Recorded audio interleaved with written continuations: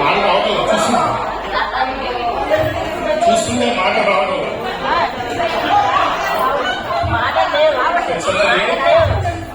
మాది joint family. దాదాపు 57 సంవత్సరాలు ఒకటే పొయ్యి మాది. వీళ్ళంతా ముగ్గురు తోడుకోళ్ళు. పొద్దున డ్యూటీ ఒకరు, మధ్యాహ్నం డ్యూటీ, సాయంకాలం కూడా వారం మార్చుకుని వెళ్ళిపోతారు. మా పిల్లలకు కూడా అదే చెప్తాను, చిన్న చిన్న అడ్జస్ట్మెంట్ అయిపోతారా అని చెప్తాను. షాప్ లో కూడా చెప్తాను. మా షాప్ పెట్టిన 81 లో పెట్టిన ఇప్పటి నుంచి మేము పెట్టిన ఇప్పటిదాకా ఎన్ని షాపులు అన్ని విడిపోయింది కిరాణా కొట్టండి. మాకొకటే ఉంది అలా కంటిన్యూగా మొత్తం అన్ని చెప్తారు పిల్లలకి. తర్వాత మీరంతా భగవంతుని నమ్ముతారా? నమ్మి తీరాల్సింది. నా విషయంలో నాకు అనుభవం వచ్చింది. మా ఇద్దరు పెళ్లి మీరంతా వచ్చారు. మూడో అబ్బాయి పెళ్లినప్పుడు నేను ప్రతిరోజు స్నానం చేసిన పొద్దున సాయంకాలం ఇద్దరు అబ్బాయి పెళ్లి కన్నా అద్భుతంగా చేయాలని కోరుకున్నాను. అద్భుతంగా 15 లక్షలు ఖర్చు పెడతాను అనుకున్నా కానీ వాళ్ళు బయట మా అబ్బాయి పెళ్లి పైసా ఖర్చు లేకుండా వచ్చింది. మీకు అందరూ తెలిసే ఉంటుంది. అది పుష్ప విమానం, అది యూట్యూబ్ లో కూడా విజయవాడ పుష్పంలో మా అబ్బాయికి వస్తుంది.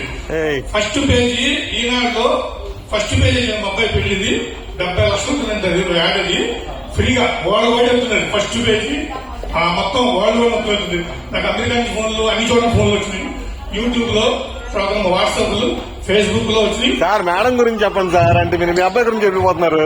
ఆమె కండబెట్టారు పిల్లలు, ముగ్గురు పిల్లలు, బ్రహ్మ, విష్ణు, మహేష్, ముగ్గురు పిల్లలు కంటే. ఇది తర్వాత ఇది ఈటీవీ, తర్వాత TV9 వాడు చూపెట్టాడు. నాకు భయం వేసి కళామందిని మా బావ అవుతాడు ప్రసాద్, వాడు పెళ్లికి వచ్చినప్పుడు వాడి చేత ఆపించాడు. వాళ్ళంటారు నవ్వుతున్నారు, పైసా ఖర్చు లేకుండా మీకు వేస్తారంటే ఎందుకు బాబు అంటే. అదొకటి. ఇంకోటి నాది మా గొల్లపూడి నుంచి వస్తుంటే ఒక 50 లక్షలు చీట్లు అనామత్తప్పుడు GST రాకముందు ఆ చీట్లు పోయి జాగ్రత్త అవుతాను. నేను ఆ నైటల్లా కాక్తవీరాజన రాజా బాబు సహస్రం శరణం మాత్రం క్రితం నష్టంతో లభ్యతే. వాళ్ళు చదువుకుంటే చాలా ఫోన్ చేసి మీ సంఖ్య దొరికిందని చెప్పారు.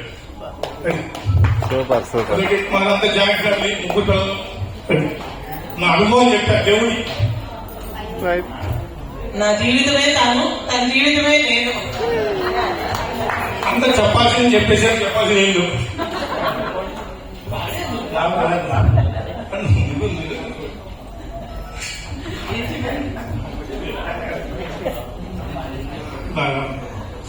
సరే కలిసి ఐ లవ్ యూ అని చెప్పండి సరిపోద్ది.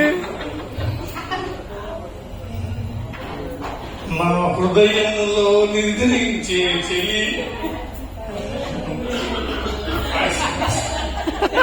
Thank you. రైట్.